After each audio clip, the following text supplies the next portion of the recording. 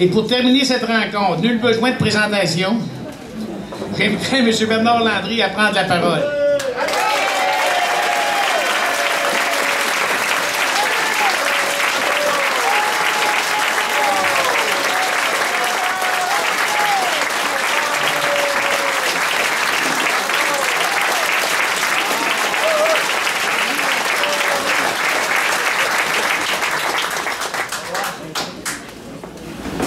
Chers compatriotes, chers amis, j'ai l'impression profonde que je n'ai pas à vous convaincre de grand-chose.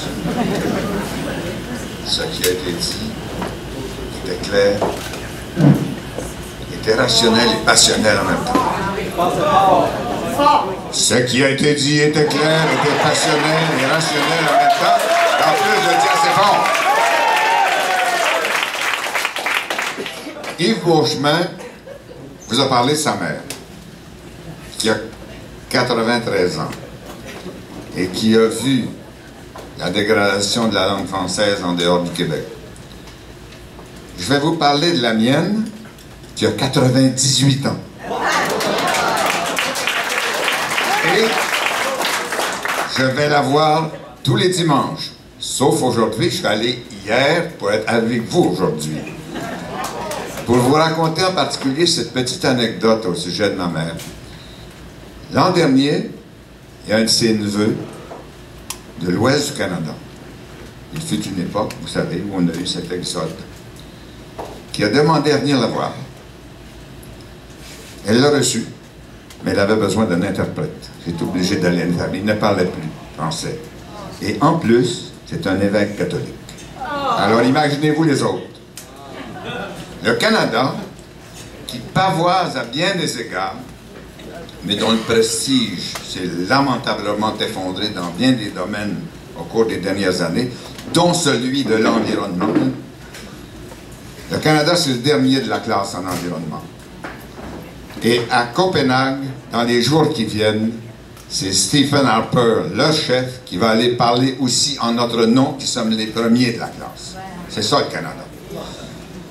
Et dans ce que les autres peuples devraient savoir au sujet du Canada, c'est que les minorités francophones en dehors du Québec sont assimilées à hauteur de 50% par génération dans plusieurs cas.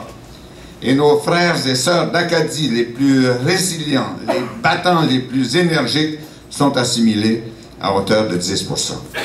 Alors quand on entend Radio-Canada, qui a bien des vertus, mais qui fait partie de la propagande canadienne, nous donner la température à Saskatoon et à Moose Jaw, il faudrait qu'ils se souviennent qu'il y a plus de monde à Longueuil qui les écoute que dans tout le reste du Canada en dehors du Québec, et beaucoup plus.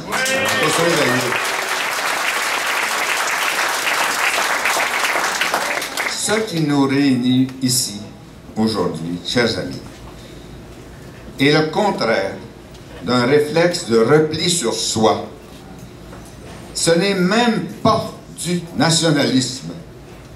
Combattre pour sa langue et la culture est une valeur humaine universelle, surtout à cette époque de mondialisation qui a bien des avantages, oui c'est vrai, mais qui doit être surveillée et régulée en matière sociale, environnementale et culturelle. Quand une langue disparaît, c'est un recul pour l'humanité. Et ce que nous faisons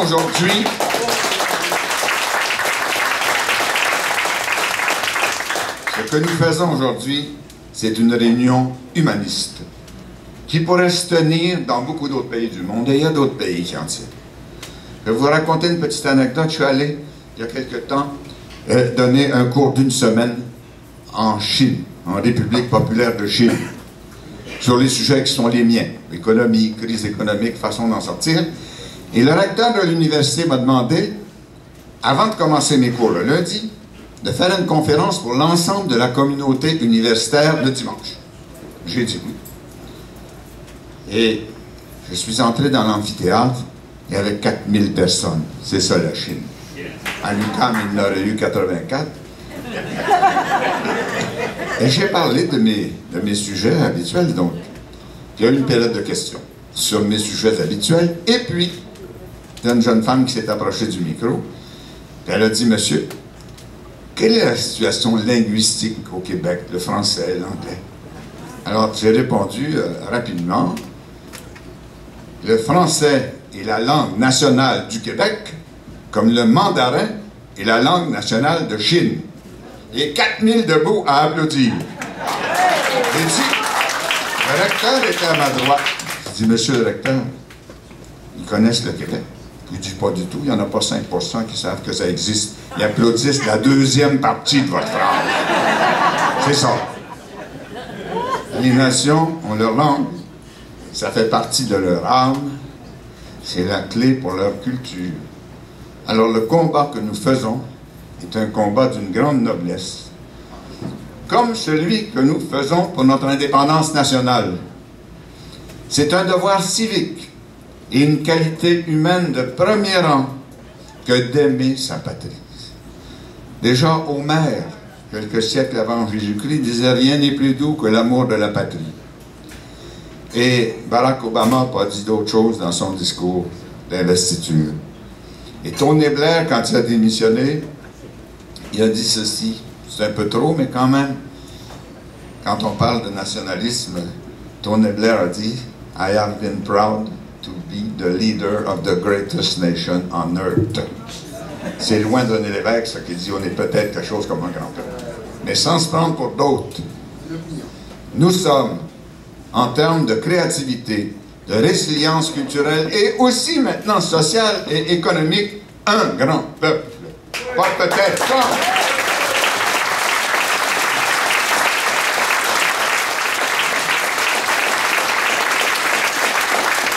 J'ai été invité par le gouvernement français la semaine dernière dans une ville extraordinaire, charmante, qui s'appelle Avignon, pour un forum pour établir entre plusieurs intellectuels et gens de politique du monde entier les rapports entre la culture et l'économie.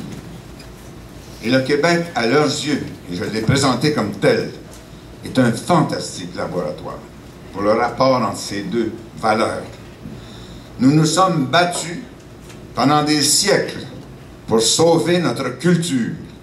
Et aujourd'hui, notre culture nous sauve. Si le Québec est rayonnant, c'est parce qu'il est resté fidèle à ce qu'il était et à ce qu'il est. Même en économie. Même en économie. Si Bombardier est le premier fabricant de matériel ferroviaire du monde, c'est lié au fait qu'on avait une connexion linguistique et culturelle avec la France. Quand on a demandé à Bombardier de faire le métro de Montréal, je suis sûr qu'il n'y avait pas un cadre de Bombardier qui avait déjà même pris le métro dans sa vie. Sauf qu'ils sont connectés avec la RATP française, qui fabriquait des métros sur pneumatique, et cette connivence culturelle fait qu'aujourd'hui, plus que les Français, plus que n'importe qui, Bombardier est le premier fabricant de matériel ferroviaire au monde. C'est ça, utiliser la culture au service également de la création de la richesse. J'ai jamais pensé, même si René Lévesque m'avait condamné à l'économie, que l'économie était supérieure à la culture. Mais c'est mieux d'avoir les deux. Vous avez entendu parler peut-être des travaux de Stiglitz, prix Nobel d'économie, qui a remis un rapport il y a quelques mois, qui est passionnant, qui dit ceci: la notion de produit national brut, qui est purement mercantile, purement matériel, est périmée. On ne juge pas un peuple par son produit national brut. Il faut le juger par sa solidarité, la répartition de la richesse, son niveau culturel, la joie de vivre, l'intelligence. Aujourd'hui, avec la notion de produit national brut, notre Québec est dans les 20 premières puissances du monde. Et si Stiglitz a raison, on va gagner plusieurs rangs.